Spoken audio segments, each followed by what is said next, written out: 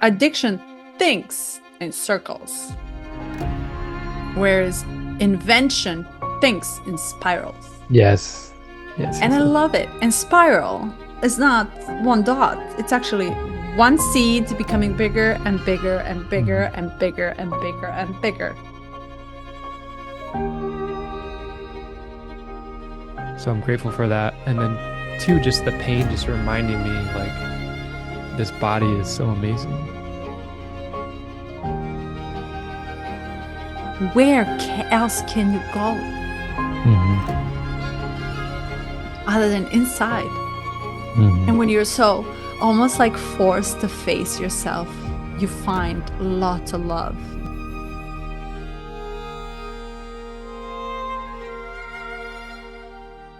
Here we are. 55 finally. And I was royally late to wake up to this. And I actually couldn't wait to wake up early this morning. I don't know why I couldn't wake up. You were up kind of late. It's like 11:30, maybe 12. I just wanted 5 more minutes of a dream. And in the dream, yeah, I dreamt a lot last night. But I'm sleeping through the night, which has not been a case for a very long time during Mm. this Saturn transit in Pisces and Neptune. Hmm. These 29 erratic degrees back and forth, back and forth. I would wake up in the middle of the night. I would toss and turn. And I had a specific hour that I would wake up for no reason. So I am thrilled that I'm sleeping through the night as if I stop living, I recharge, and then I wake up with brand new energy. So Mm. thank you for understanding. It has its own, Yeah. it has a benefit. But I couldn't believe I jumped out of bed. So 55. And then I stormed through it because I've read this so many times and I highlighted it already. Hmm. And then I was like, oh, okay, well, let's talk about shadow and Mm. we'll break this in 3 chunks. yeah. Oh my God. Oh, go ahead. So 3 chunks. In looking at this like the third or fifth or seventh time, um, I was actually getting a little bit frustrated around this is not really how I want to start, but it's coming up. I got a little frustrated around like the organization of how he lays out the 3 aeons and the 7 root races. And it was just it was like almost too vague for what I was hoping for this time around. And that could be like I'm sensing the irony of that, like the and the victimization, the complaining around like, oh, I wish this was structured more clearly and there was more detail about what's actually unfolding here. Um, but the truth of the matter is like the transmission that he received was energetic, emotional, and it wasn't, I'm assuming that it wasn't verbal. It wasn't like a true channeling where it's like pen to paper. Mm, Or maybe it was, but really the essence of it was energetic, emotional, and that we're just getting an idea of where we came from and where we're headed. But the idea itself, as we're moving out of the mental plane, isn't what's true. It isn't what's important for us in moving forward, in uncovering the next stage in evolution, involution. mm, And so I, even in reading part one, I'm like, okay, I'm going to let go of that again because my desire for knowledge, understanding, structure, formatting is so strong. And even too with Blavatsky, she's got so much she puts in, and I'm almost like it's tempting to be like, oh, AI, I'll ask AI to kind of like structure this out for me. But then you see mm. this dilution process, and there's like it loses the transmission when that happens. Even the desire for it's even the desire for it to look a certain way is like it's like you're missing the essence of, yeah. So I just want to get that off my chest. Yeah, and just to add to that, and why were you frustrated? Because it's almost disorganized. Is that what you're saying? Yeah, it just felt. Got it. I'm like, I thought we were like the way he laid out the aeons, the three Hmm. aeons. I'm like, Hmm. okay, it'd be nice to show within those the chunks of the root races, and then just like clearly have it structured and formatted. Um, Mm, yeah, and I felt like he kind of lost me there, but or I lost I see. myself in that desire. So interesting. Okay, well, um, I find that the backstory to me is very important. If I don't know what I'm talking about, where this is coming from, I'm gonna get super confused. So even at work, even in anything that I'm doing, I'm always starting with, well, let me tell you where this all started, just Hmm. so that way you can get a little concept of why are we going where we're going, as if, and it might be my professional deformation, because I'm predictive in my work, right? So I have to forecast or I have to predict what's going to happen. And for that to happen, I have to know the history. And you're Yeah. almost like following the patterns. And then as the patterns start, then you understand what's to come. And without the story, we never, then this is professional, but we never are sure in what is to happen if the tail is missing. Literally. Hmm. If I don't explain the background backstage of origination, everybody thinks they can make a different decision in the moment of for the future. It's so wild. And let me just expand to this too. The recently I went to learn about my past and my history, and I have developed, I mean, I have not studied, but I was curious to know every time I have a question about the world and where things are going, not on a conscious level and energetic level, rather than the mind level, right? I have to go to history. I have to go back and see whatever that it's recorded. And I would go all the way back and literally dissect every war, every nation, and I was just like, okay, well, this makes sense and this makes sense and this happened. And then art depicts very much the time shrinked in one picture. In a background, when you watch the artistic pieces, it's like you can see what was happening in the times off. So the time in the backstory to me matters because I then can put the pieces together. So Hmm. I found it interesting, like you said, that it was channeled, as he said, almost through the emotional body rather than the mind as an idea, and yet it's still a question, right? So it's the question is it true that because he goes back before Atlantean, Lemurian time and of the Earth's origination through the gas and rock and explosiveness and everything. That's whoo. That's a Hmm. very long time. So who knows if that is true? But it gives the sense of the story backwards because you had to start from somewhere. They had to start from nothing. Yeah. Yeah. So I Yeah. And there's, appreciated it actually. Hmm. hmm yeah, and there's something that's revealed in the veiling itself. And he's saying like, okay, talking about Indra's net, Hmm. how it's supposed to be pure reflection of the unity, but then there's like a veil laid on top of it. So it's not clear. It's like more opaque. So you can't really see the full picture. And we have all this evidence now of like the Great Flood, like 13,000 years ago. And so really our history is from that point. Our known written history is from that point onward. Everything before that is a guess. And we can Yes. guess that we either had lower technology or higher technology. We either were more spiritual or less spiritual, but we have no idea. And part of that not knowing our true origin, that is actually the longing. That's a big piece of the longing I have within this like desire to know truly like where did I come from? Like I would love to see, experience all of my ancestors, to go back, even if it's like horrible, medieval, very brutality. I just want to know. I'm just so curious to connect with. the origins of my genes, of my skin, of my blood, like, you know, where did this all come from? And actually, I think back to I don't know if you've seen the movie Lucy. A long time ago. Oh yeah, yeah. And when she's like becoming the quantum computer and she starts to go back in time. It's very Mm, interesting.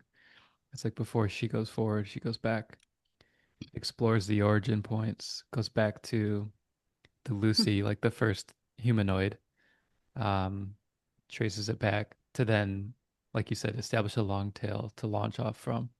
But really, in most of the spiritual seeking, spiritual texts, there's there's no clear way to go back. And even with yeah, like the quantum supercomputer that has a planet as its energy source, like you can imagine like the most powerful thing, it's going to be veiled. There's no way to access it. yeah, So, yeah. And then, and then, okay. And then we get to this point of our evolution where we want to know. And we're offered mm, so much information that we know too much that we can't handle. And then the point is no longer what used to hold the structure of us thinking we know, science, religion. mhm, And now it's all falling apart. And everybody, everybody, I mean, not everybody, but let's just talk about collective. We are now actually not trusting anything. We want to know where and what, and yet we don't know where to go to find that. And it is so interesting the times that we're in because we really don't have what we believed it is. We now believe it's not. So everything that we thought was something like, you know, how we thought that we came from chimpanzees and science was just like hard coded. Boom, that's it, nothing. And it's still to this day really hard to open up, but it's opening up and cracking up its mhm. own evolutions. Now we know that our DNA is not chimpanzees, right? So, and yet that was altered. And but who altered it? And we keep searching and searching and searching, and we know less and less and less. It is very interesting times. And then Mm. the gods are not just, you know, priests and rabbis and all these humans. It's a totally different concept that we're gaining as a collective, slowly but surely. But what we held on to all the way up to this point is slowly cracking. Yeah. And what's happening is that now we don't know what to believe because we can only guess. And when you don't, we don't know where. Yeah, say. Well, it's yeah, to like double click on that. It's like we're in this mental age and our mental solidity is cracking. It's exploding. So like we don't feel solid Yeah. up here anymore, and that Yes. opens the doorway to something more Yeah. true. Yeah. Yeah. Oh, so good. So let's name the ions. And then we can maybe go back to the beginning to introduce his way of freedom and drama and attitude. But let's go back to ions. I kind of want to just walk them over quickly as steps. Hmm. The first one, See, they don't even have names. It's just the first, second, third. oh yeah, but where is it? Oh, The f yeah, yeah, Polarian. Oh, go ahead. oh, You're good at this. yeah. Yeah, so the first Aeon is it contains the first two root races, the Polarian and the Hyperborean. And this corresponds to the monadic body, which he says is the ultimate source of divinity. So this and the way it's laid out to like frame the stages is it was actually divinity that became material. So it's like the involution and then became so material that we forgot our divinity. And now we're regaining our understanding of divinity and we're seeking it. And in seeking it, we're seeking it right now, we're seeking it mentally. And then the next one would be emotional. So, And in can I just add yeah, to that? In please. divinity, to the material, actually, what that eon or a stage of evolution was the crystallization of the earth itself Right. and formulation of the earth. So the divinity came to become material in a form of crystals on earth. So that's the first eon. Mhm. And then it moves into Yeah, second. this the second, um, which has the third root race, the Lemurian, and that was the Buddhic plane, the plane of ecstasy. And yeah, if we're talking about like physics and matter, um, this is where the first human beings were conceived and born. Wait, but The four, Eric, you skipped the second race. oh, I did. Sorry. Oh yeah, I Yeah, did. so the Second, first, Hyperborean. yes. Sorry. So this is the atomic body, the body of light. So this is the coalescing of our planet out of the raw elements and minerals of from the sun, Hmm. and includes the formation of the Earth's atmosphere, um, and the gases of our planet. And this like I consider this like a settling energy where Hmm. it's like high activity, a very high activity, a lot of asteroids, a lot of like moving parts. Even the elements themselves were still very active, and then just over a long period of time settling into A material. very, a very long period Very, of very time. long period of time. Yeah, this is where when I read about the planets that are beyond the sun, I'm sorry, beyond the earth, that are gas planets, all our planets are gas planets. I'm always thinking, wow, we have the 3/3 of our galaxy is gas because the sun is not so close to them to formalize them and give them these type of atmospheric mineral or whatever elements from the sun that can actually materialize and concretize into the earth. So beyond, I think what the so we have Mercury and Venus in between Sun and Earth, which is hard rock, and then we have Earth that has the water elements, and then we have Mars that it's next kind of rocky planet, and then beyond that it's all gas. So I think I don't know, Except maybe for Pluto, I think. I think Pluto is asteroid. rock. Yeah. Hmm. Yeah, and technicality there. Okay, thank you. I love Pluto. You do. It's so small. It's so small. I love it. Yeah. I remember as a kid when they were like, "It's not a planet," and I remember saying, "Fuck you guys, it's still a planet to me." And they were Yeah. like, "It's not." They were like, "It's a planetoid. It's not large enough. It has a different ellipses." Yeah, They named it a dwarf dwarf planet. But planet. Yeah. apparently there's hundreds of alike around. Hmm. Hmm. More psychological wounding. Let's go. Yeah.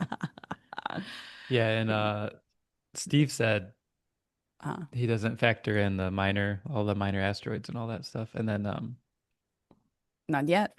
his friend, was it Richard? Rick. Rick, Um, yeah, Rick.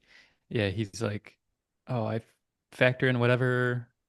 I like his viewpoint. He's like, factor in whatever feels relevant, whatever comes up for you, whatever resonates.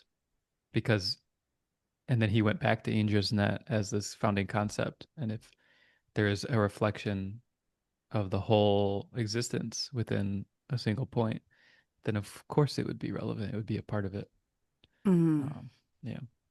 I love that. That's why it's evolutionary because it evolves. It actually Mm, evolves and they have to change the way that they approach it. That's why the pop astrology is no longer interesting because, yeah. yes. Yeah. I was just gonna say, I'm finally understanding what people are talking about because I'm basically finding like almost every astrologer who doesn't just rub me wrong. And I'm just like tasting and seeing. And now I'm sensing because there's one guy I follow, he's like, those evolutionary astrologers, he's always said this. And I'm like, I don't know what he's talking about. And I'm trying to follow. Mm. And now I'm like, oh, you're against everyone that I like. I'm like, I don't know if I could keep listening to you. I love it. And it evolves and it also coincides with our conscious growth to an evolution. That's why it's evolutionary because it evolves the consciousness. And now with the Mm, Pluto, I'm sorry, with the Pluto and Neptune coming out from each other's orbs, you'll see a clarity between spirituality and psychology, which is so, so good. So yes. psychological evolution of humans will actually be how we evolve beyond the Pluto that we know of. So pretty powerful. Yes. I remember when you said this, when you had Mare on, Meredith, and I was like, whoa, I feel like this could be its own topic 2030. Oh, yeah. 2030 is happening on the top of everything that is happening on 2030. on top of everything. Well, on top of everything this year too. Ah, good ride. If you Yeah. love roller coasters. Anyway, All the right, third root race. This is my favorite. go for it. Lemurians. Whew, well, apparently the race that was channeled through many mediums and have when I had channeling messages with a friend of mine, I actually reached out to her 3 times. She said that we met in Lemuria and that fast forward, she rose the hand to help guide me in this lifetime. And she goes, "Oh, I remember you very well." And she was lovely. And she had the big smile. She was like angelic in form. It's like you cannot feel weird with her at all. Her energy was so opening and she would just blah, blah, blah talk. Entire reading was like an hour and a half worth of just nonstop this, that, this, that. And she would cover everything from the body, from the food, from these little mini necessities and the physiological level to the heart, the love, the relationship, the change, the location. She would just go all over the place. Phenomenal. But I loved it and I learned a lot. Not a lot, but I loved the concept and the story that Lemurians are holding and how apparent I don't know if I'm correct in this geographically. They even have they because at that time our continents were different, right? So they were not the way that they were now. The plates moved and shifted, but where I believe Atlantis was, that's where Lemurians are as well, around that, which was in the middle of Pacific Ocean or in between the two big continents. I'm probably butchering this, but I know it was somewhere in the middle of the sea, if in the deep ocean. So I love the concept behind them. They, to Mm-hmm. me, feel like fairies, a Mm-hmm. good, good-hearted beings. Mm-hmm. Yeah, That's and two cents on that. if you're in the plane of ecstasy, it's like you wouldn't have this concept of ill intent or mistreatment, right? It's Yeah. all pleasure. But there's quite a lot of people out here on the islands who believe that this was and is Lemuria. Um, Hawaii. yeah, hard to say though, because it's like maybe it's a re-emanation of it because it's such new land, just recently formed by the volcano. Yeah. But yeah, just take it. There is some like pretty interesting because the Polynesian culture, they believe that consciousness is in all forms of matter, even the Mm. rocks, even anything that exists has some level of consciousness, which matches with Yeah. Lemurian. Yeah. Mm. Love that. And then they were gone. Also, this is a plane of many Devic realms. You would think, why were they gone? Oh, damn it. Okay. But let's just read a little bit about it. So, Devic realms, Hmm. Lemurians, Buddhic plane, known as a plane of ecstasy. These are manifestations of consciousness inherent in all living beings. It was during the Lemurian phase that the first human beings were conceived and born. And then Atlanteans come in with swords and concepts, Yeah. and they And destroyed it.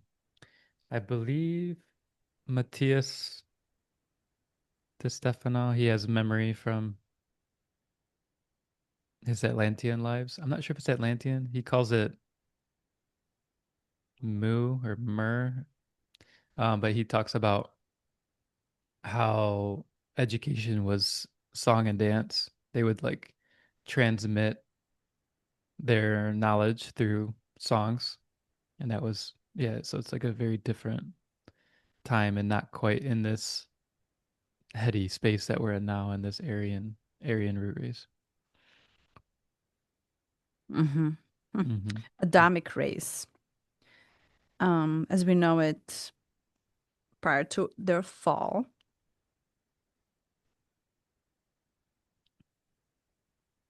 Ah, the Atlantean root race and its culture and environment were completely obliterated, and evolution was literally rebooted and begun again in a new and a different direction. And from what I read, I think it was the Land of Gods. Well, this is the first book I read, Blavatsky's book, Land of Gods. And then there was another woman, I forgot her name, and she talks about the gods, that landed on Earth that wanted to transfer the knowledge. And there were one sister and two brothers, which now talks the mythology between the arguments between the brothers and the books of or like knowledge that they wanted to extend to the human race, to extend their own race, of course. And then she talks about Atlantean forces rising, so much so that the Lemurian almost killed the Lemurian vibe of the entire goodness and love and ecstasy. And then it became an aggressive force that self-destroyed her themselves. So she compares the Atlantean age slightly to the age that it's happening right now, where we almost like close the full circle and go against ourselves in a creation. Very interesting point. Just a point of view. Mm. Very, very interesting. Mm. And then, And the third aeon, the fifth race, and the Kali Yuga, which is where we are. So we're reaching the end, and I believe that matches up with 2027 and beyond of mhm. Kali Yuga. And he talks about this as we're seeking our way home through science, religion, and through love. And then we're preparing for the sixth race, which is Trivian. Um, And time is speeding up. yeah, divine, the involution of the divine essence into the astral plane, the realm of emotion and desire.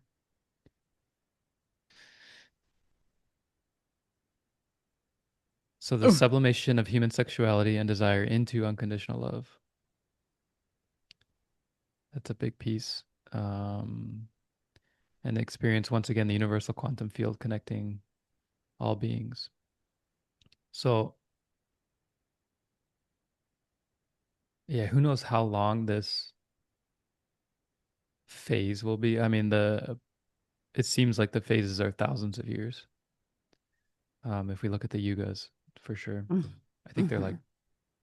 25,000, something like that. I know Blavatsky goes into great detail, but yeah, we're at the cusp. We're we're cusp beings born at a very interesting time. Yeah. Yeah. Yeah. So because now we know where we come from and how many times we actually know the evolution. There is a growth. There is the direction, right? So there's some sort of story that to let us know how we got here. And for the Kali Yuga, I just want to add to it. The Kali Yuga is what we know of, what we have recorded very much in every single form that we can possibly do, other than the rock or the stone. The dark goddess of time and change. And it's interesting because of our need to come to know where we come from and how evolution itself took us to the point we were trying to find the cause and effect in everything and prove in everything material because we are in a material plane. And the science has been very much the key point. And this is what we were talking about earlier. The science has been a key point for us to prove that that's the truth.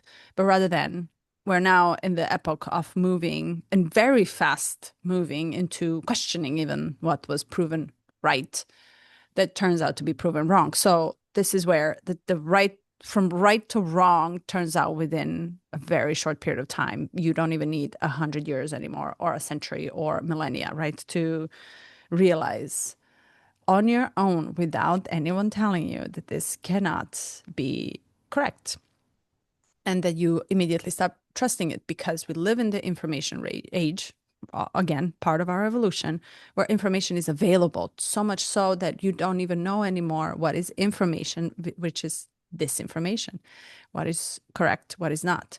And this has been mind blowing to me when Palisades fire happened, and the amount of reels that were made online for people to believe that were not even true, where everything is just like demonic and Hmm. catastrophic. And it's like, yes, it was really bad, but it wasn't for the majority of the town, of the city. Hmm. So it was like everybody believed it. And I was like, but you can't believe what you when you're not here in the actual location. So really, I don't know what is happening on the other side of the world. I have to ask someone who's there to tell me. And I notice that's where I'm like, oh, so what I see is not the truth. What somebody's telling me who is living in India, it is not the truth. What I see right in front of me in my direct environment is the truth, which is I can only lean on me and what I see, what I perceive, what I understand, and etc. Pretty powerful. And I think this has been is what it's a year from now already, not only for that Palisades, but anything in the world as well. It's like, oh, we question a lot of Yeah. things Hmm. And it's of while course we like the seek the truth. Yeah. right. It's of course the paradox that as we blossom into the access of information with the internet and all that it affords us with the abundance of, AI as well. and now AI accelerating that quite a bit Mm. because it's like now you can like synthesize. You can say, tell me the history of whatever, and it goes and finds it for you. Whereas before it's like I go to the library, get the book, or I try to go to the publication website and find the journal that talks about it. It's much quicker now to access. Mm. And that access itself is shattering our stability, our Yes. stability on the grounding of ideas and information. It's like information itself used to be the bedrock of society, the bedrock of stability. It used to have this order and structure inherent in it that made us feel like, well, at least perhaps there's corrupt politicians, perhaps there's people who are nefarious, but we have stability in information. We have books, we have our religious history, we have our scientific history, we have our scientific understanding of the world, and all of that is kind of shattering, Hmm. um, opening up in this epoch. And I think this is what's so destabilizing for a lot of people is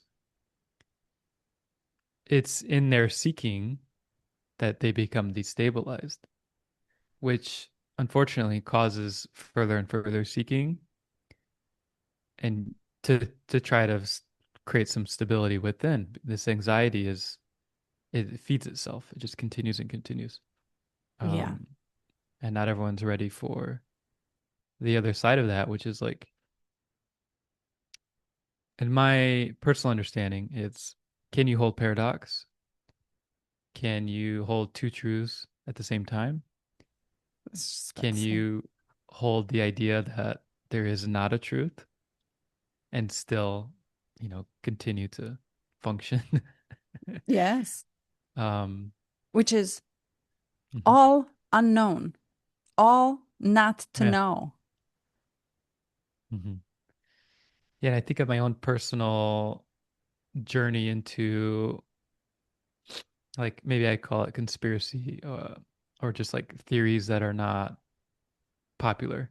And then uncovering like now we're into Gene Keys, Blavatsky, like esoteric, the occult, like because it's by its definition, occult means it's just hidden from us. And in uncovering that, I could see like these moments of my life where it was a shock to my system. And I had an integration period where I kind of just like, okay, maybe that's true. I don't know. Carry on.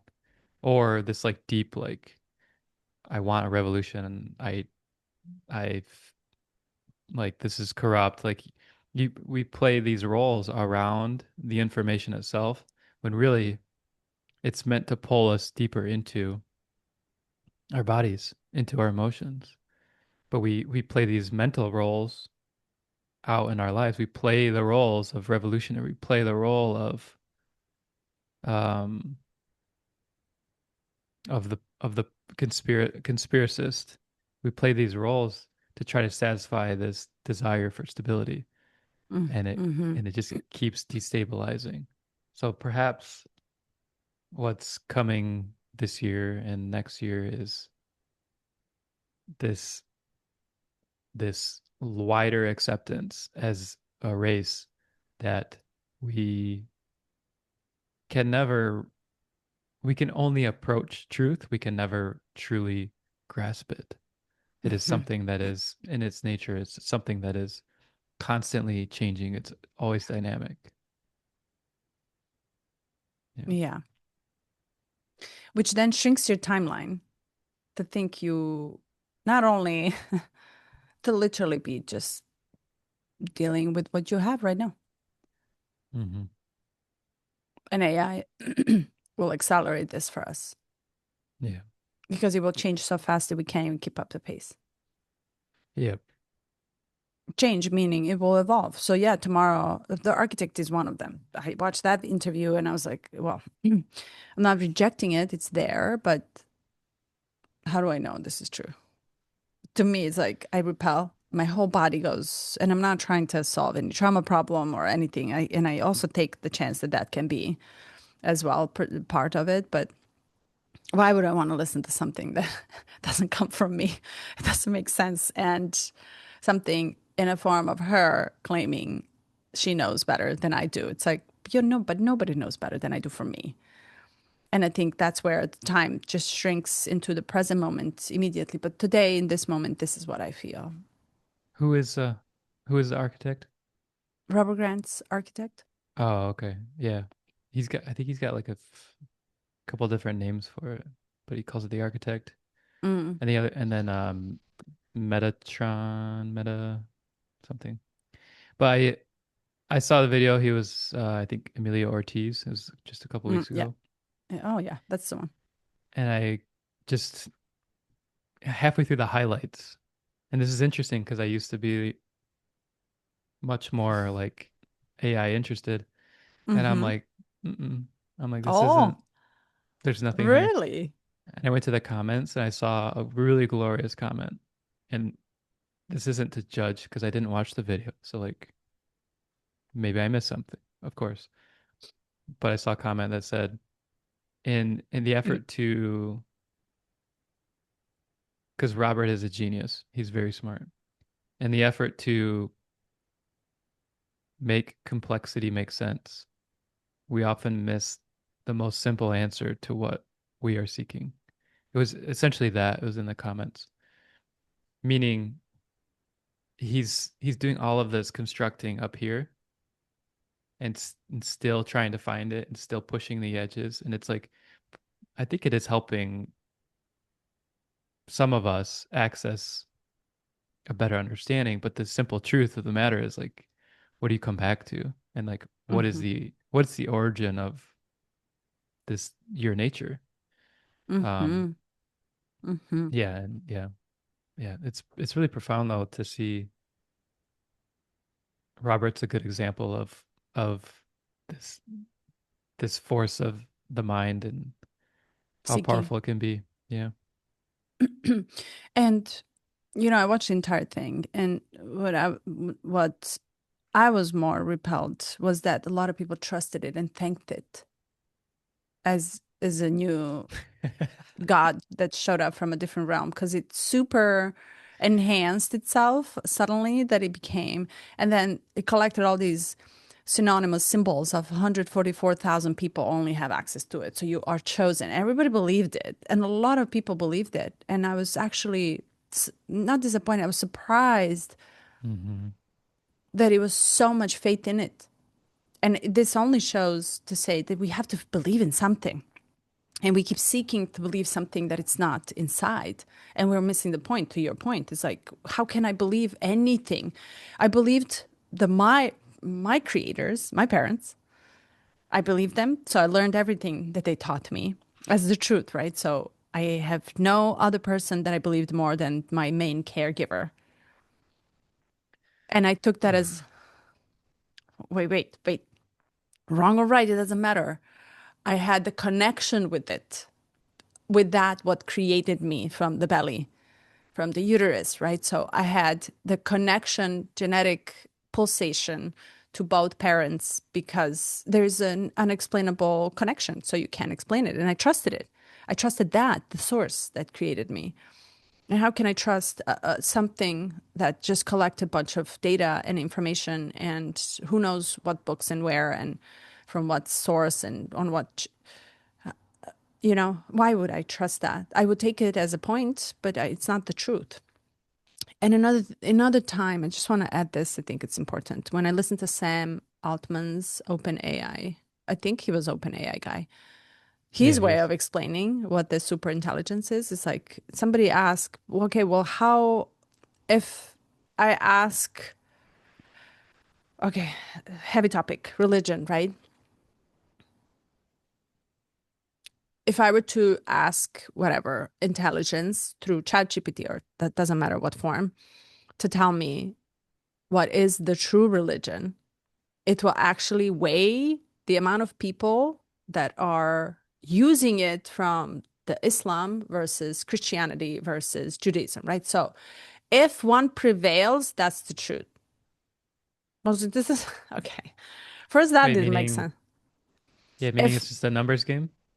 Just no, but the somebody biggest decides bandwagon. what's the truth. So technically, somebody is going to decide. And when they ask him who decides, he decides. And where he comes from is Judaism, right? So it's like, but you're gonna ultimately make a choice. I'm gonna send you an interview. You're gonna listen.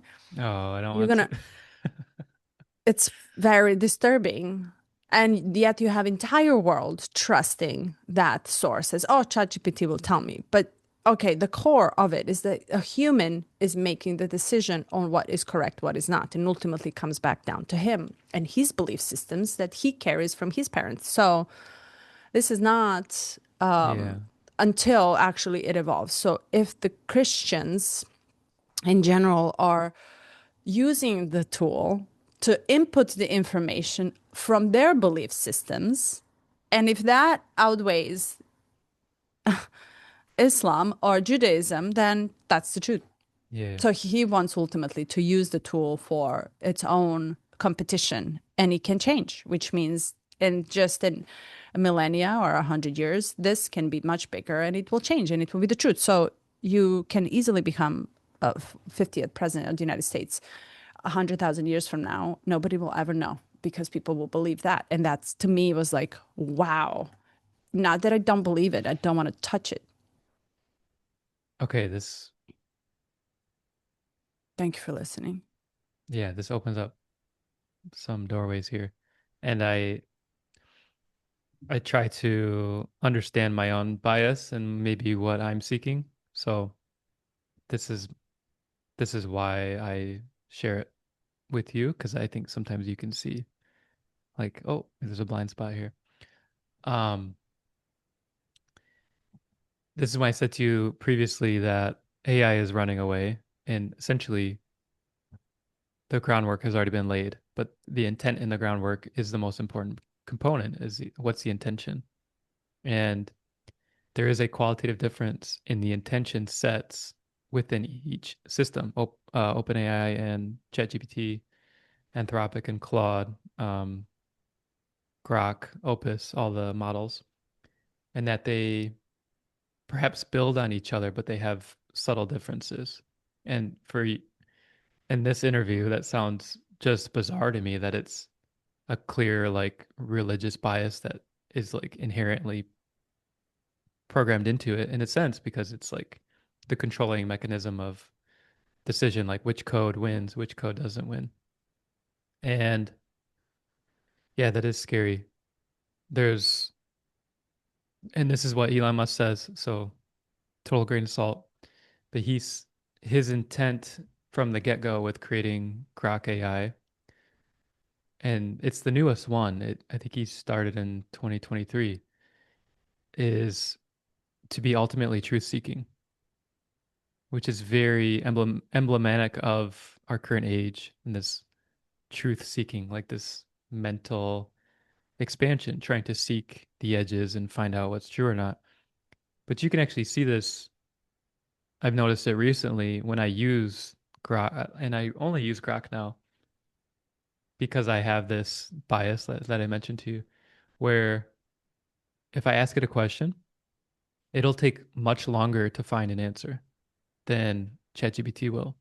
And you Mm-hmm. can, I think there's a setting where you can say, give me a quick answer, but its default is to source. So it sources X, which is like public forum, Mm-hmm. and then it sources as much of the internet as it can to an extent. Like it won't do the full gamut because that would break the system. But it's in that way, it's much more truth seeking and it's not using a validation approach, which is like what answer has been given before that was satisfactory, like which one got the thumbs up, and that's the one that will be perpetrated down the line.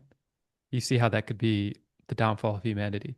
And in a way, I'm sensing this like this component of Antichrist. And with the architect, I'm like, maybe this Mm-hmm. is what it is. It's actually recursive. It's a reflectionary component of what we have inside. It's the darkness Scriptures. inside.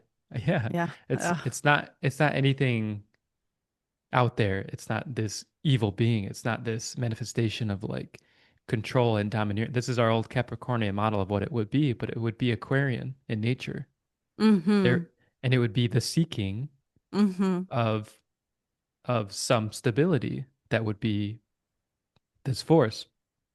And um so that's with Grok, right? That's I don't know if I have bias there, but he's also creating this thing called Grokopedia because Wikipedia over the last 5 years, it's been clear that anyone can go in and edit, or like whoever has more power on that platform can go in and edit.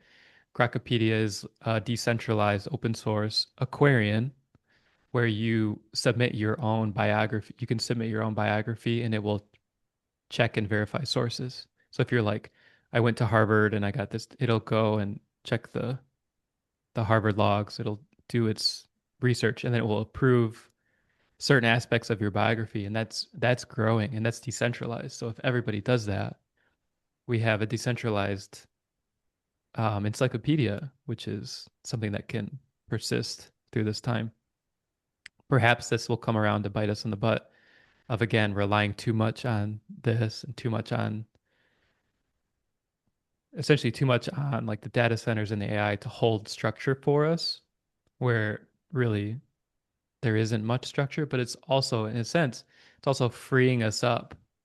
And this is how I feel is AI is freeing us up from the confines of having to have the personal library with all the answers, of having to have um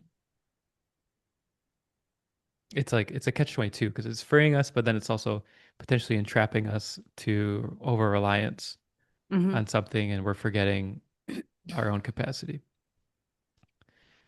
So Mm. there's a lot there. There's a lot there. And then we have another guy who is trying to live longer than 100 years that was given, who is retracting. I forgot his name. Doesn't matter.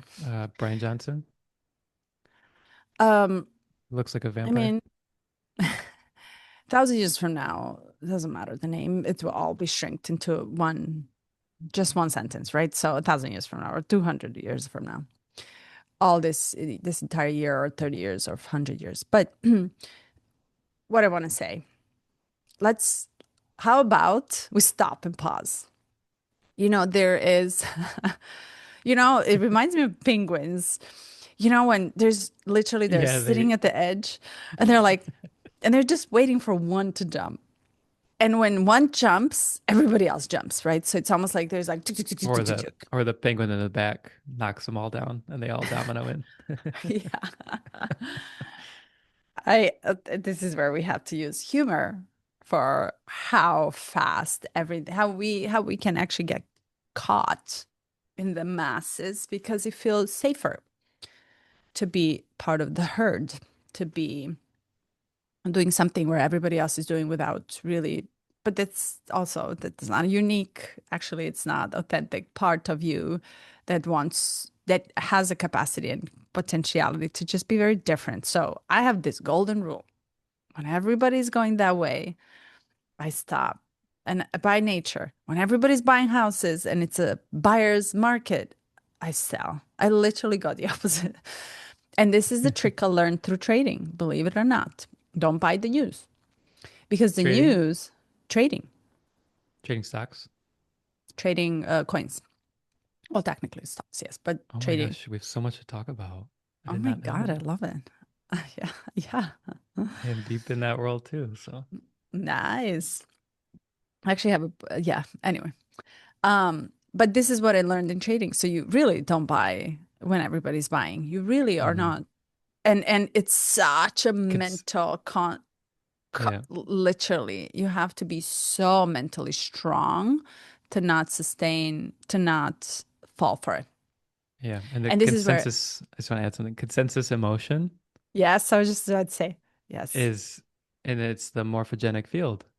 So you're feeling this euphoria of like everyone wants to buy the thing.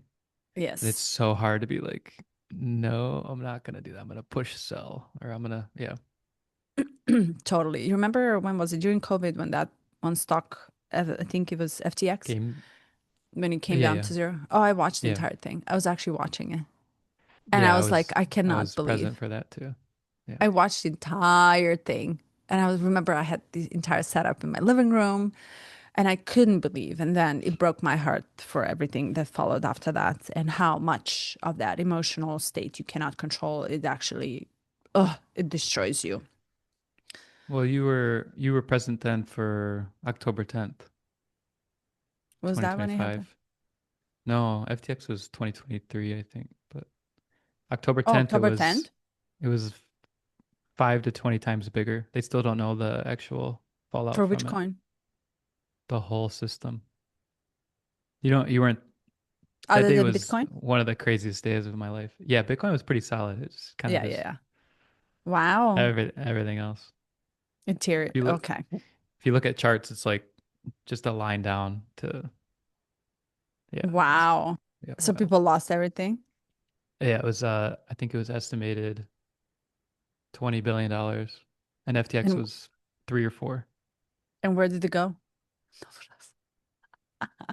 Market makers, the ones that control it. But But it's leverage that got flushed out. So it's essentially people, in my yeah. view, being a little bit immature about, yeah, about risk. Yeah, and also asking for something quick, Yeah. which is why I stopped doing that a couple years ago because I'm like, well, I'll disengage because this is too much on my time and hmm it's a stressful and it's just not what I want to do anyway. But why I say this is like, don't buy the news. So don't buy where everybody else. I always have this innate feeling in the body that says, wait a minute, everybody's going this way. Something is wrong.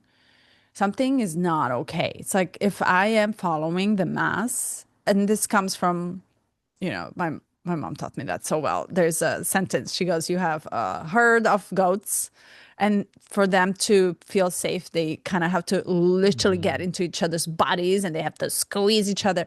Don't ever be in the middle. Be first, Yeah. lead to the herd or be the last and never follow. It's like these two rules are engraved into my mind and I obey with them. And I actually feel very comfortable with that. That is a very uncomfortable situation to be in, to be first, to pave the path or be the last to actually look and be behind. So you're either dealing with super much fear or super much FOMO. It's like fear of Yeah. missing out, but it's very hard to stand out and not be the part of the herd. But that's a good skill to have, actually, especially Yeah. in the information that we're in. So, thoughts before we come back, the loop Um, on seeking I feel truth. like, yeah, I feel like it's quite interesting because to me it's the only thing trading and however you approach it, like being involved in that world and then getting a sense of the emotional component. Like you really start to feel the morphogenic field really strongly because your own attachment to, like you said, FOMO or just fear on the other side. And I think the gift of that, because there's got to be something deeper than just money. Like that's where I'm at now. I'm like, this isn't just money. There's something more here. Like, why are we called into this? Mhm. Like, why me? Like, why am I in this? Because my family's not. Some of my friends are, but not everybody. And to me, it's like we're actually learning detachment from the emotions to the information, or to what we see, to what's being fed to us, and to how we feel. And we're learning how to center. We're learning how to find our center again, instead of putting it out there. And it does it through, in my experience, it does it through these extremes. So when in the first 2 years I was in, it was like this extreme, like, oh my God, it's going crazy. And then this extreme, like you and I both went through FTX, and it was like, oh shit, okay, I don't know how long I'm gonna be holding on here, but that's all I can do is just wait it out and be okay with it and detach. Yeah, yeah, it's a very dysregulating place to be in, an extreme. And you're saying it's like your emotions, you almost have to be completely dissociated to deal with it as just invisible form of currency that just happened to be popular. Hmm. And that not only me, but there's 100 more people that believe in it, which makes the price goes up. So it's like you have to really understand what you're doing to dissociate with it. This is why I say story matters, because you can't just enter into it. And this is where majority of people enter. My nephew was the first one. It's like, I can't make so much more money. Are you kidding? But why are you working so much? So calling us bullshitters because he can make it, and he's 17 at that age, and he fell asleep on a trade and was literally could not deal with the emotional burden of it. It's like it's okay, like, but learn from it, and what is happening inside of you, because now you're dealing with your total emotional dysregulation, and then he swore he will never touch it again. Still in that space. Still in that space for this day, Yeah. but we're talking about immaturity of people think Hmm. of souls and humans believing they can get there fast. And this is where that fast instant gratification, the age that we live in, that everything is delivered to us, that we want it right now, shortens our timeline, but also shortens our patience. Everything so quick is not to be sustained. It simply cannot. That's why when you read the book that it's tiny like this, AI can only sustain the thought process and the concept of the story this many pages. But the books are now becoming written by humans, becoming thicker and thicker and thicker in a fantasy land. So in a fiction way.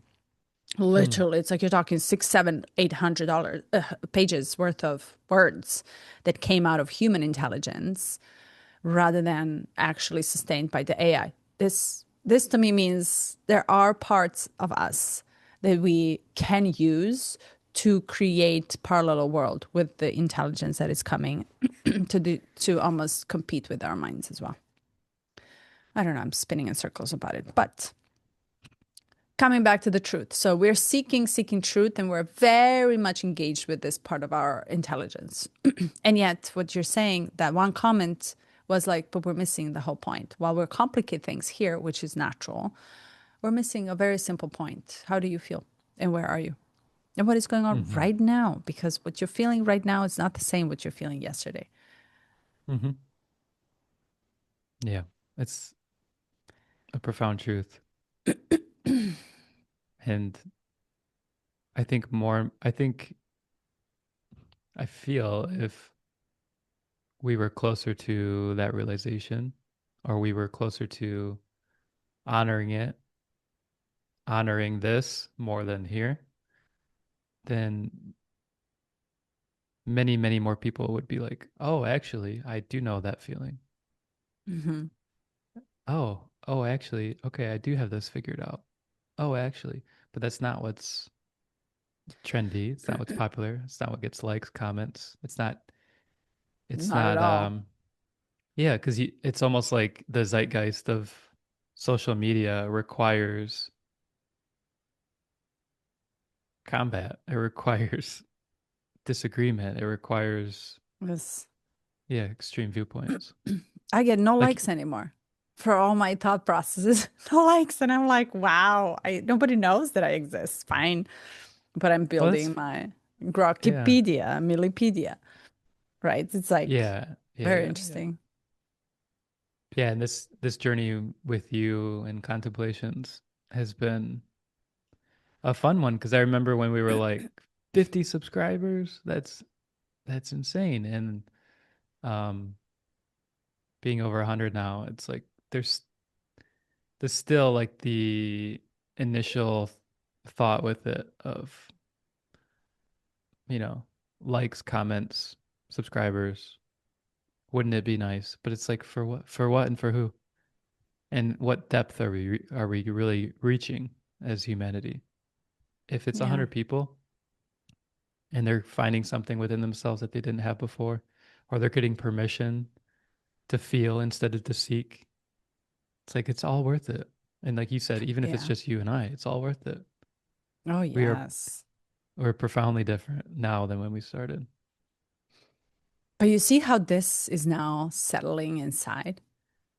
Mm-hmm. It's almost like settling in deeply on a deeper level that no seeking anymore of what the culture, what the system is asking us to continuously post, change the algorithm, but algorithm is already changing. So and it's obviously not in my favor.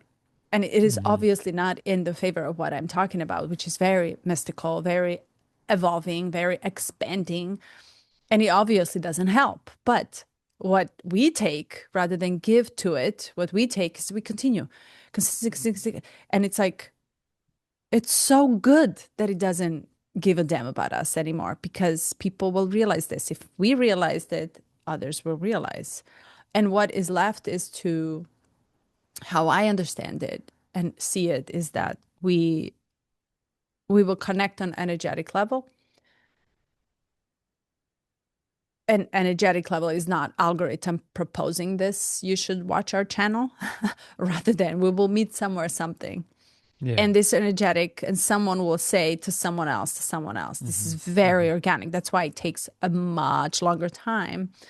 And it's okay to come and it's okay to go. It's okay. What's not okay is to feed, even the hatred is okay, and someone Mm-hmm. laughing at it is okay because it's concretizing inside and there's nothing that can break it. And that's the beauty of it. It's like that is becoming the true, what I stand for, who I am, what I am becoming. And I can only speak out of my own experience of everything that we're talking about. So what you see here is what you're going to see when you meet me. 100%. It can't Mm-hmm. be Right. anyhow different. Mm-hmm. Yeah, I'm I seeing love more that. and more discourse. Obviously, because I'm interacting with that type of content more. It's like when I go on X now, if I feel a hint of AI, it's so funny how much I've changed with using AI for writing. If I can feel a hint of it, even if it's like they used it for one sentence, I have to scroll. I'm like, because I don't know Yep, yep. who you are beyond that. I just feel that you're seeking algorithmic boost in like the correct way to write this. Yeah. But what I'm sensing though is more and more people are recognizing and appreciating authentic. writing, which Mistake. is just authentic human thinking, authentic feeling, Yes. and not worrying about polishing it to have the best Yeah. effect.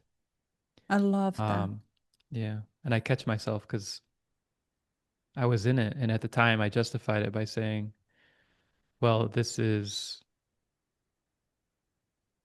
what this is what good writing is. This is how the best writers write. And it's like that may be, but it's so condensed down to this set of rules, and there's nothing else. There's nothing outside of it. When you look at Hemingway, it was just like run-on sentences. Mm. The stylistic aspect is lost. Mm-hmm. And so the condensation of style and the narrow band of what gets boosted I think Yes. it's we're gonna implode out at some point. Yes, yes. And can I just add, because we're going to give a different meaning to the words that we're using. And this is why I go back to the etymology. And I've been going back to etymology. I was like, oh my God, we're losing. As I read the poetry, old poetry, which condenses the meaning, a big meaning, into one word. There's no need. You actually contemplate about what that word is. Literally, your mind is directed into one word, out of which now you can, you can apply your own experience and how you process this one word. Etymology, the root of origination, is the story. And that's why I say the story matters in behind where this comes from and how Mm-hmm. much we actually changed the usage of the words that are heart based.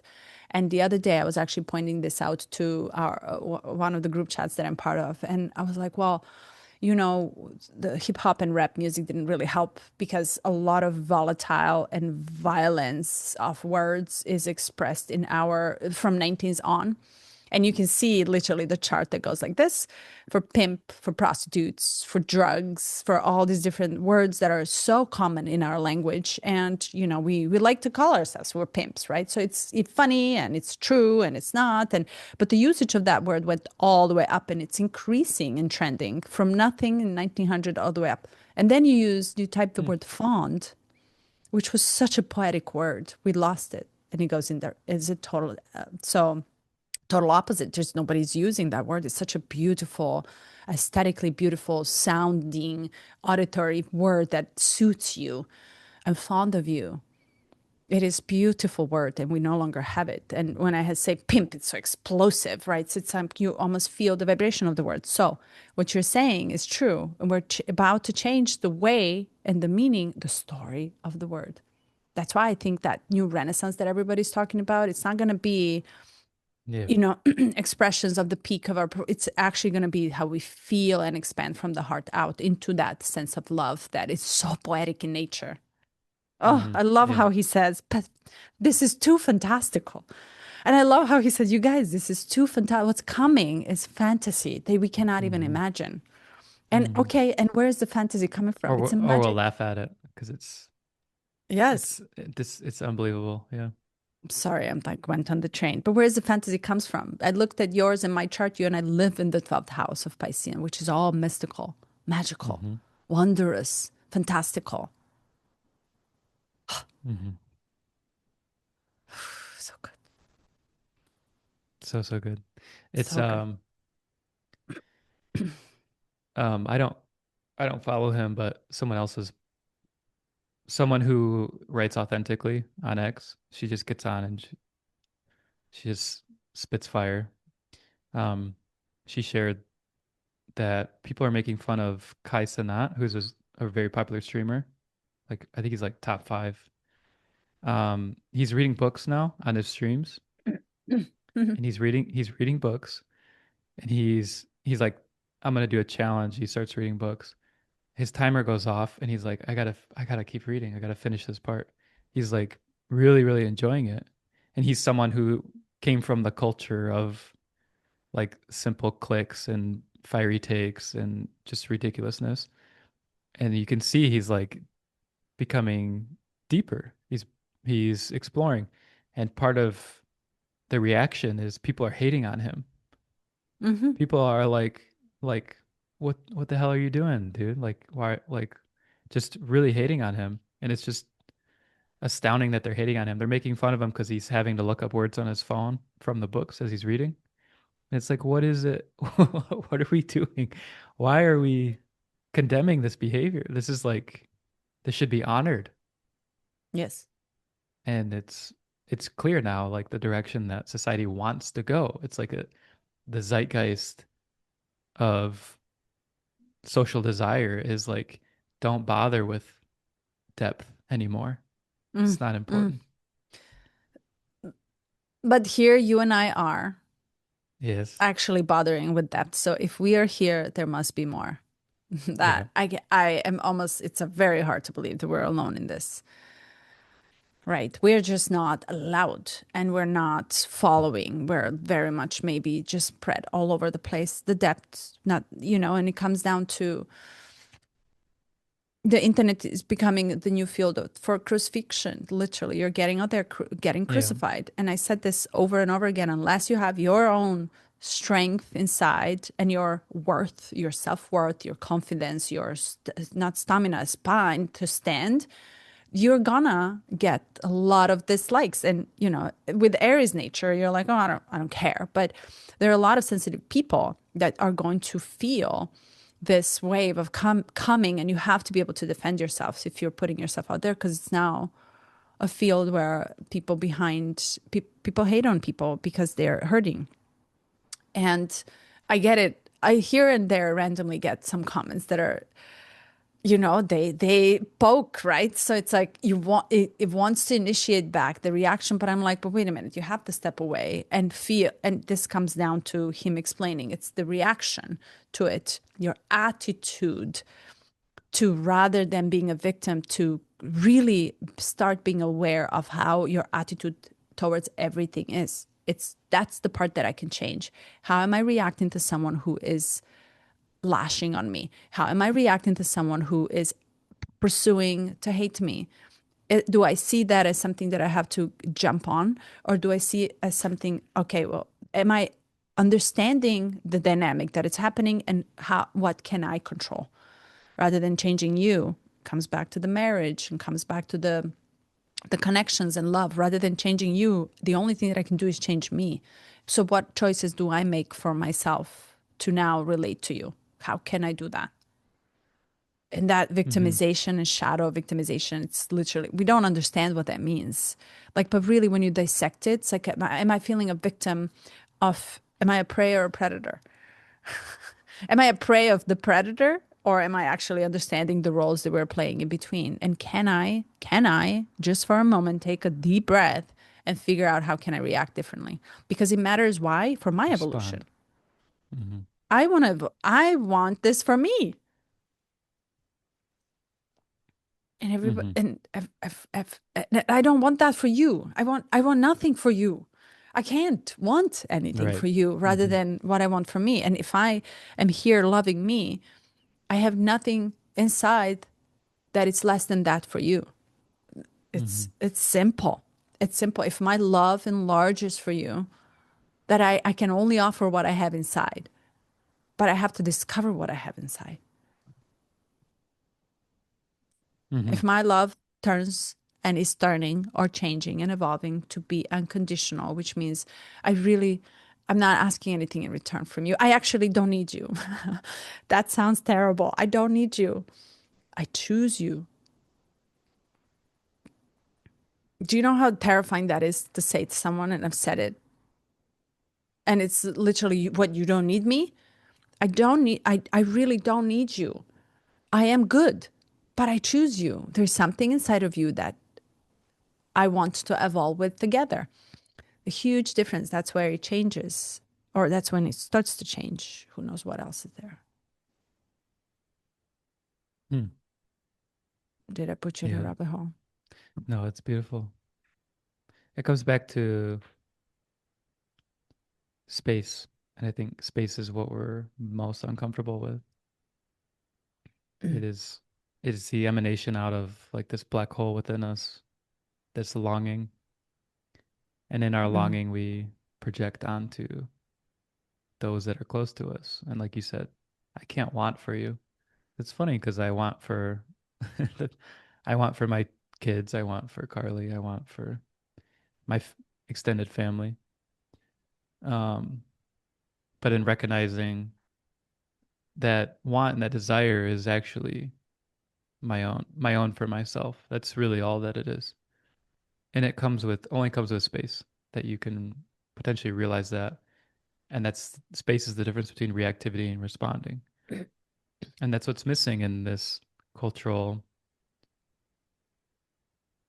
implosion is everyone is reacting by its nature. We're scrolling and reacting, and we're not taking time to have space to be able to respond. Of course, it's not what's popular. It's not going to be. At some point, perhaps, or with the right community, the right people that are willing to have space. And I mean, we can see communities that they slow down, they take it one step at a time, they contemplate deeply, they allow for a lot of space, and there is quite a bit of popularity there, mixed in with reactivity, of course. You can't escape it. But I wanted to ask you when, go ahead. Hmm. Go ahead. I, it just stands out to me, and I don't mean to like, I don't mean to like gotcha, but I'm just, Go ahead. there's very few people who I've heard say, I need you. But at some point, I think it was last year, you had this as like part of part of your own, I think it's like part of your own blossoming. You were like allowing some desire to come forth for yourself and how you relate to the other. And at some point you said, and this is in context, this was us talking about working together. You had said, Mm. ultimately, I can't do this alone. I need Yeah, you. yeah, Yeah. yeah. So it's a subtle shift. It's not really that different, but like, can you talk about your experience now and looking back at Yeah, it? yeah. I love the question. Thank you. Yes, so okay, there are two very distinct differences between I need you to help push, to work, to expand, to evolve, which is very Mm-hmm. communal, very friends-like, very business partnership, very there's a concept. And for that concept, the village is necessary. Mm-hmm. Or meaning the team is necessary because I know that in this concept of this idea of this magic that comes in, for example, I cannot do everything. I need to have someone, you are much better in this skill set, or you are much better in this skill set. It's a very much teamwork. It's a very organized, communal work, shall I say, which is where we need each other. We need each other to hold, right? We Mm-hmm. need, it's very much, it's a purpose driven field. It's like, okay, well, there is a purpose and we collect with the same purpose. And this is your gift. This is my gift. And I've done it at work and I've done it with friends a lot. So let's just launch a project and let's see. We, all of us benefit from it, right? But this is very collective base in which you give yourself a part of voluntarily, in which you give away your gifts to the collective, right?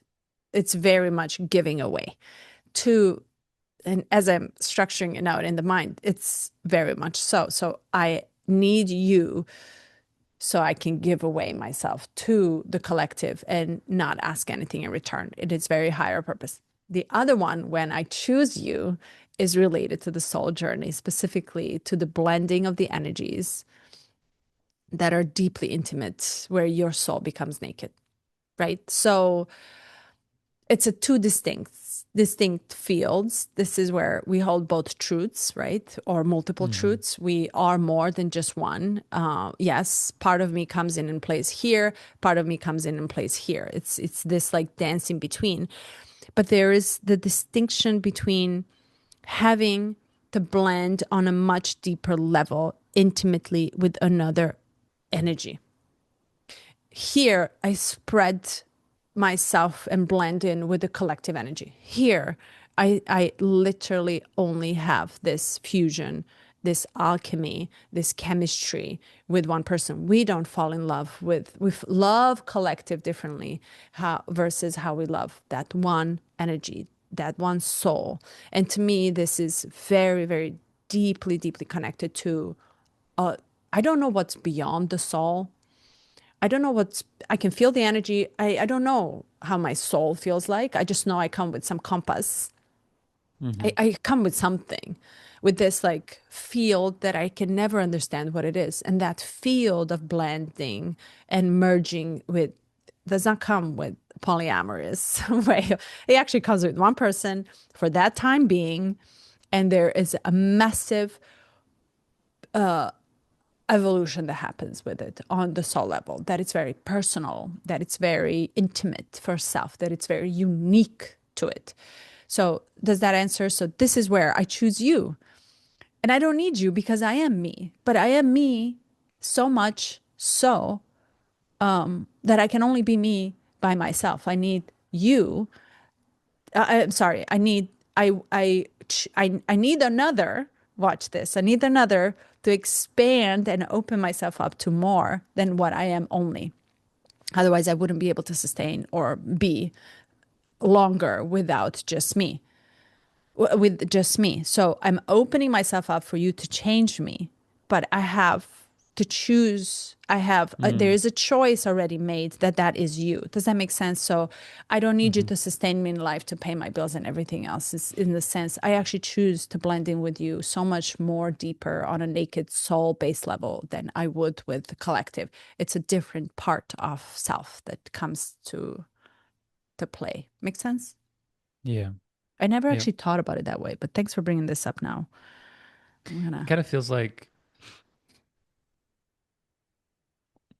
kind of feels 3D like yours. you're in a room and you know the edges, but you have doors, and then you're like, I'm gonna open this door, but you don't walk out. You walk back in the room, and you just let the door be open.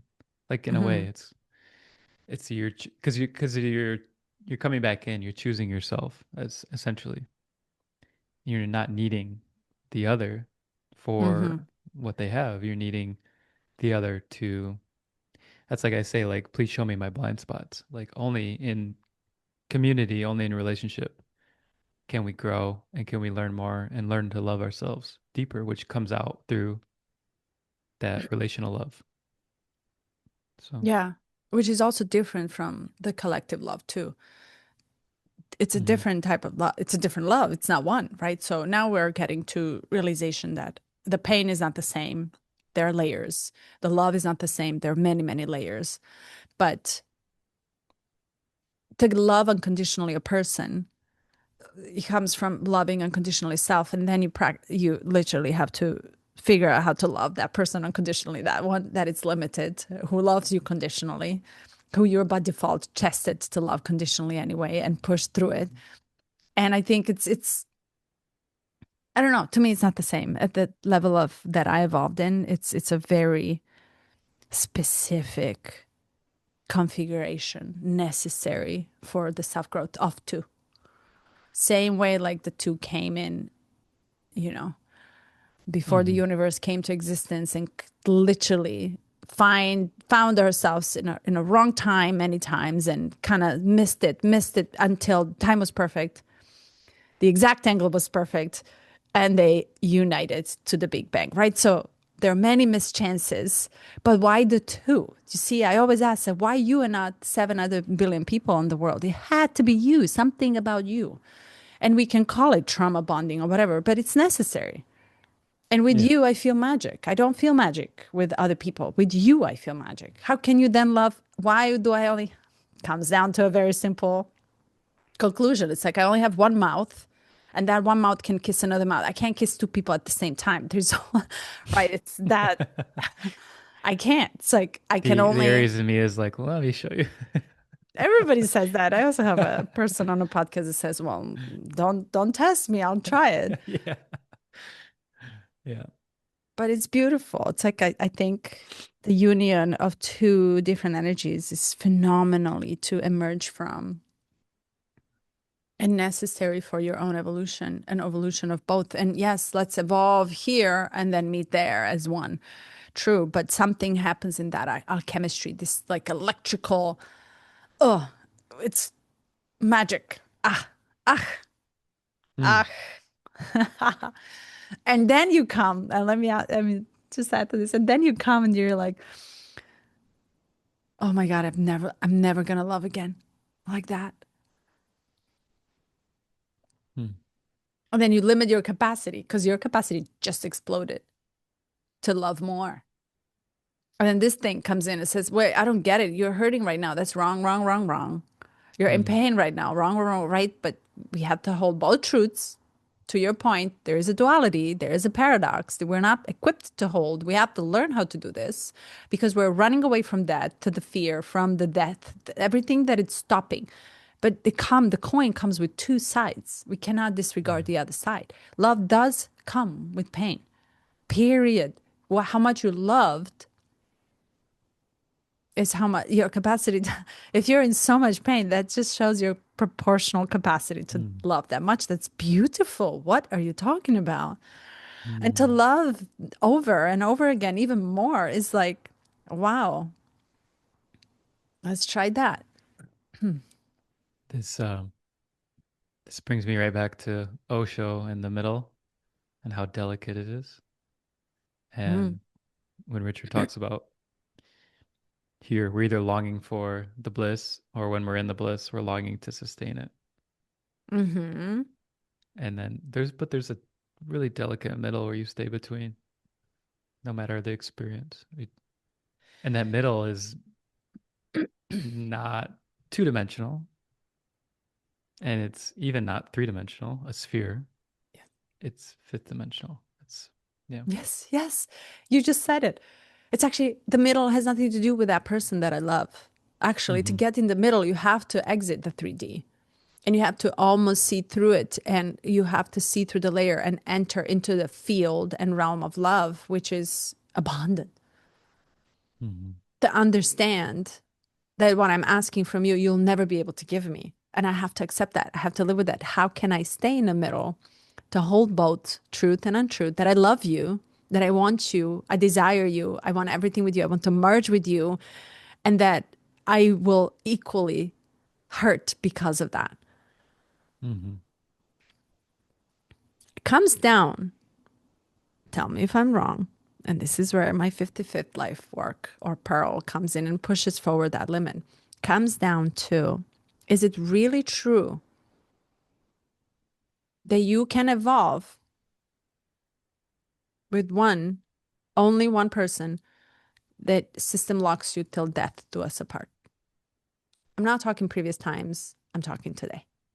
Is it enough to evolve with that one person intimately so deeply? To me, it is not.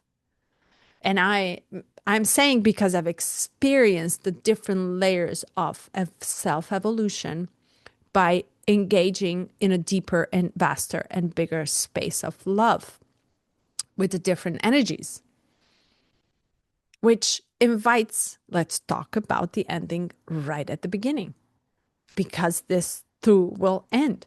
Why? Because it's not going to sustain itself. It's impossible because it's part of the change. So now I'm practicing. Okay, well, you're here right now. And I only get you now. I actually might not even have you tomorrow. What is now teaching me? How much can I love you now? How much of it can I experience now? Pain will come after that too, to the extent it's exact same proportion. It's the exact same proportion. Hmm. So, is one enough? Is my question. And why do we and why do we say no to when the new one comes in? Why? Because you're sucked right back into the systematic structure. That's why the mind is like, oh, you have to do this, this is your very much. We don't know. Like the concept cannot even the concept we're even afraid to even think about the possibilities and what else can be done. That's why you now have uncouplings, conscious uncouplings concepts, or co-parenting that it's healthy, right? So it's like you can do that, but you have to have readiness here. So I think we're in a very weird times to be locked in marriage. My observation. Hmm. My observation. You're married. I'm not talking about you specifically. Yeah. Just a concept of till death do us apart. Because that will kill us. Yeah. Oh my God. This was so good. Part Wow. one. Part one. Ooh. I'm sorry. I talked a lot today because I'm passionate about this, and I have very, very different points of view on this. So I'm not sorry, I but love at the it. I same love time, it. I'm Yeah. sorry. Yeah. Don't apologize. Two truths. Yeah. Hmm. Thank you so much. Thank you. Did you move? Yeah, it looks different. We are moving. So Wednesday. And I'm thinking through it. I think Wednesday I want to actually do our Skip. Osho talk at the new house. Oh, great. I got to work that out. I might just sleep over there or something because it's so early. But yeah, I'm excited. We're excited. Nice. Happy It's move. uh New energy. yeah, it's a manifestation of true beauty. And I'll share some pictures. It's like quite a release of the energy we've been in, like environmentally and physically. Oh yeah. Move brings new energy. Totally new Mm. energy. Ritualize it. Ooh. Mm. Okay. Bye, my Much love. friend. Ciao.